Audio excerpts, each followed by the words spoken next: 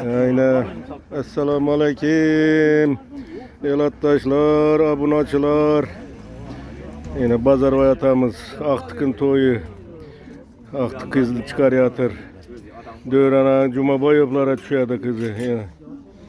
Hürmetli yigitler. Dayılar. Markuşa ne ya?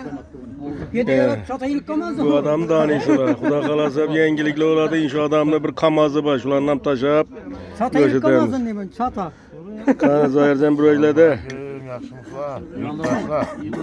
Yine Xarəzmdə meydanda örgələr üçün yine taza bloger açtık biz Xarəzm, Şavat rayonu Gülistan mahalləsində. Darçılatı. Bir bloger yok elimizde. Yine Xuda qalasa ona öməllədik.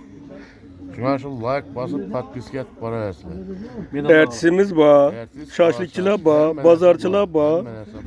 Ana indi bam oldu. Bizi buğan bağlı. Ulan ben. Kanı gürünle. Şanazara bir gürün ayda verin. Ayda verin. Yaxşı günde otaqdan gəlmiş. O zaman Ben sırağa geldim. yani ben şimdi yaxşı günleri yetiriyor dayım. İlahi ilahi. Ama yigit benden de baktı yaptılar yine kulağım varakını aldı. Hemen sağlık selametçilik şu gönülde bitme işleri düşüyor engilde bitir. Sağlık selametçilik olsun. Bunlara şu üzerinden köpesinler. Ana kalas. Dayım yigit benden baktı yaptılar. Like patpisket Bahtlı olsunlar. Alınlar. Evet, kazanlı yanı bayındı. Kazanlı yanında yigitler hizmettegiler dam kumbu. Elatın yigitleri o por bu. Çok şık kaptı o otun yanında oturup. Evet. Aman kekeşin ha. Kim? Kim? Sen işin olmasın.